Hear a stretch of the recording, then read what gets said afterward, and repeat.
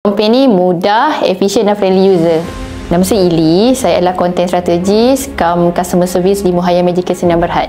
Kami beroperasi bermula tahun 2020. Dari pertama PKP bermulalah program-program bersama Prof Muhayyan. Dan selepas pada situ tercetuslah produk-produk training self development untuk diri, suami isteri, perkahwinan dan juga keluarga.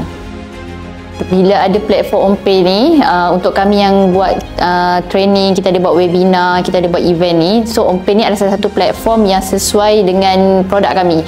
Sebab dia mudah untuk orang mendaftar dan juga mudah untuk kami track pendaftaran dan juga sales. Selain daripada tu, dekat OnPay ni benda secara langsung. Maksudnya macam kalau kita tekan link, orang boleh tahu kita nak beli apa, tekan tahu produk, beli, terus dapatlah apa diorang tahu apa diorang nak beli. Macam tengah website kan yang kita kena cari, kena apa. Yang ini maksudnya kalau OnPay ni sendiri, orang buka rumah ataupun kita bagi link, orang dah tahu kita jual produk apa. Macam tu.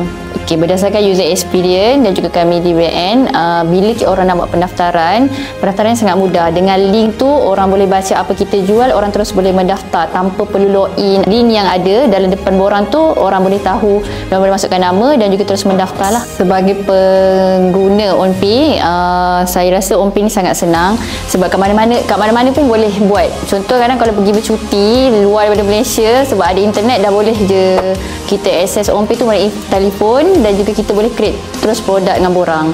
Dan kita boleh juga monitor sales semua melalui dalam tu je lah. Tak perlu nak kena buka laptop ke tablet ke untuk kita monitor ataupun kita nak buat anything berkenaan dengan produk-produk kita.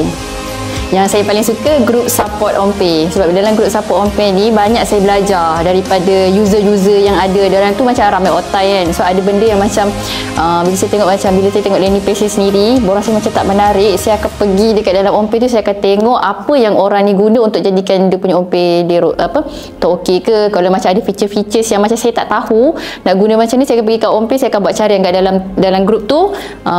Saya akan tengoklah macam mana orang punya respon. Saya sukalah. Saya boleh kata 3 untuk OnPay ni mudah, efisien dan friendly user.